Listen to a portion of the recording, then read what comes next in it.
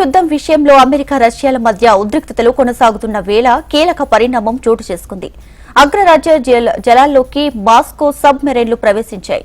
Alaska తీరంలో buffer జోన్ను దాటి ఇవి ప్రవేశించినట్లు అమెరికా కోస్ట్ గార్డ్ వెల్లడించింది. వీటి కదలికలను నిశితంగా గమనిస్తున్నట్లు తెలిపింది. రష్యా మిలిటరీ వెజిల్ బృందంలో 2 సబ్ మెరైన్లు, 1 ఫ్రిగేట్, 1 టగ్ బోట్ ఉన్నట్లు అమెరికా తీర భద్రత దళం వెల్లడించింది. ఈ 2 సబ్ మెరైన్లు సముద్ర సరిహద్దుని దాటి 30 మైళ్ల లోపలికి వచ్చినట్లు తెలిపింది. అయితే ప్రస్తుతం అమెరికా ప్రాదేశిక జలాలను పరిధికి వెలుపల ఉన్నటువంటి యుఎస్ ఎక్స్క్లూజివ్ ఎకనామిక్ జోన్లో ఇవి ప్రయాణిస్తున్నట్లు పేర్కొంది. సముద్రంలో మంచు ఫలకాలను తప్పించుకోవడం కోసం రష్యా నేవీ బృందం ఈ మార్గంలో ప్రయాణించి ఉంటుందని యుఎస్ కోస్ట్ గార్డ్ అభిప్రాయపడుతుంది.